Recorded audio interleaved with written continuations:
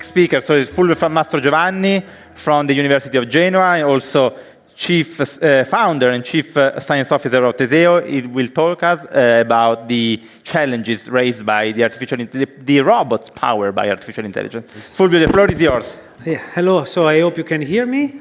This should work. Next. Oh, sorry.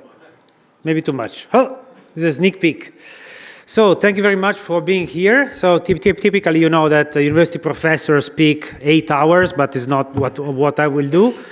So I would like to start with this number, okay? So this is the probability of having a non-critical software fault in the next hour in an airplane. And it's a very small number. It's a very small number. It's 0.000 something, okay? It is a very small number. Please keep this in mind during the presentation. Okay, so when we talk about robots now, I mean, at least in the past, we had this idea in mind about big manufacturing plants. Now, we think at the research level, but even in companies, that we should have robots operating in autonomy and jointly with humans now, together in the same space. But when companies and many research centers think about robots, they think about this thing. Now, all of us are thinking about humanoid robots as if humanoid robots were incredibly efficient, great, okay? Well, let's see what the implications are of humanoid robots. So, in general, even very big companies, I think yesterday there was this announcement saying, OpenAI said, for instance, that, yes, we will bring artificial intelligence into the world, into the physical world, by using robot bodies. In research, we have been trying to do this for 40 years. And still now, we don't have any solution. The simple solution is that, well, robot intelligence is the robot body and some software, okay? But unfortunately, this is not something that is not working. So what companies now have really in mind is not really AI, it's something more specific, which is called vision language action models, okay? Which are like ChatGPT, but with many multimodal sensing stuff. What is a VLA, a vision language action model? It's a generative model like a GPT stuff or others, which is trained on verbal instructions, but also robot actions, okay? But also actions. So we make a robot doing many things, maybe by teleoperating our robots, and the robot moves, pick up things, and we record the robot motions, the verbal instructions, as well as what the robot sees with cameras or other stuff. We have a very big data set, and we try to have a generative model. And this is something that we do now. And in research, you can do very nice stuff, like asking the robot to put the eggplant into the pot. And the robot, by training, is able to move the arms and doing that. But of course, now let's see the reality. This is the probability of having a fault. Now, in that scenario, picking up something, compare this number with the engineering number of a software tailored for mission-critical stuff. So this is the reality.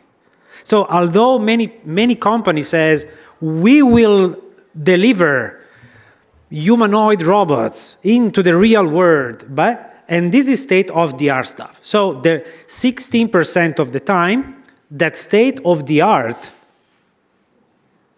software in control solutions is not able to provide, there is some fault. It's not able to do that. So this is the reality. Why we think this is the reality? We think that this is because robot intelligence is not given by, I take the body, I take AI, and I simply put together and I hope something will happen.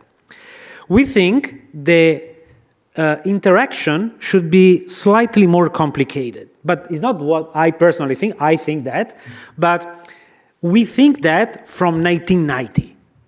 So it has been 35 years that we already know that is not so easy doing that. In particular, there was this nice idea about Alan Newell in the 90s, and Alan Newell was investigated what we should provide, what kind of capabilities we should provide robots with.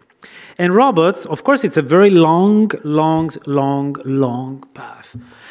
So we should provide the robots in general, with the capability of understanding a little bit more than learning and replicating, okay? So we investigate cognition. So how humans, for instance, are able to react to their environment, represent knowledge, reason, and we humans reason in very different ways. We do planning, we do analogy reasoning. You're able to understand jokes, okay, which is a very complicated brain stuff, okay?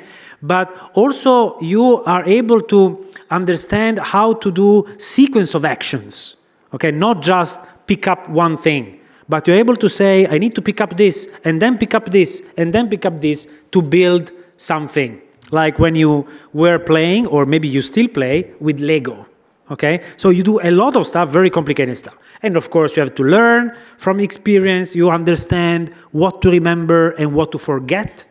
And also you are able to interact with other fellow humans and machines, okay? So these are the things that we should provide robots with, okay? And we're still very far from doing that, despite what you see on big announcements, okay? There are a number of questions that we like to ask ourselves, research questions that guide the activities that we actually have, that I want to share a little bit. Okay? Of course, even in this case, I don't have answers. Okay, in this case, just questions and problems. So the first thing is that we should really understand whether the way we compute, so the way we implement algorithms, are the proper ways for having robots being able to really understand what we're actually doing. What are the assumptions of having an embedded PC inside a machine? Maybe there are certain things that we assume, but it is not the same as our brain. It is completely different, okay? And this is something that has probably an implication on the limitations of what a robot could do. But then we should also understand whether if robot intelligence is associated with a single algorithm or is something more complicated, which could imply how the robot could use its body also, okay, as we do. For instance, in this case, in my case, but also you now sit, so, but you are in equilibrium, your body is not falling down from the chair, but it's not something that you think explicitly. So it's your body that uses this intelligent process in order for your brain to be free to either listen to me in this case, or most probably to sleep a little bit, okay? So this is the thing. So maybe part of the robot intelligence should be in the body, and this is the point. And then we should always ask, because eventually, yes, we are engineers, but we hope to be scientists one day, if there is maybe some fundamental way of describing what intelligence is. Okay, so these are the general problem. I would like just to spend the last 6 minutes, because I have a big counter there, so you don't see it, but there is a big counter going down, to say that in general, the architectures for robots that you see now, they have been for 60 years this paradigm here called sense, plan, act. The robot sense, then reasons, and then act. Okay? Seems great. But then we have also insects, which do not reason at all. They are hardwired. Okay? But they function quite well. It's full of insects. No? And then we discover that the current state-of-the-art AI is like that. So it's not quite, it's complicated, but it's very simple in terms of capabilities. But then we have more complicated things, like behavior-based approaches where you sense multiple things, you do a lot of parallel reasoning processes, and then you have to select what to do. I escape from the lion there, or I eat the small animal, and you have to decide, okay? And then we have the cognitive architecture, which we want to implement in the future, hopefully soon, but this is not going to happen. So most of the time we sense and we react. Sometimes we understand that we also have to reason, but not all the time. And this is what we actually do. So this is the typical thing. So we want to have a system that progressively is able to understand the state of the environment, observe what happened, make sense of what is happening, decide an action, which is okay, and then progress recursively in this way. So having said that, I know that this is something that I know that. Okay, so this is in mathematical formulas what I've just said.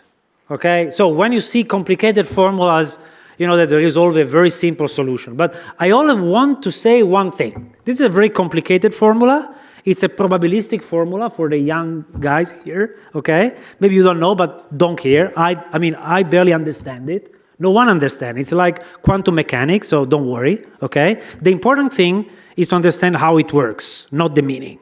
And the meaning is that if you start from the right, you are in a given state, S, and then you think you must do something, which is T, and then you observe, and then you go to another state, okay? I'm here, I try to move, I observe the environment, and then I have another state.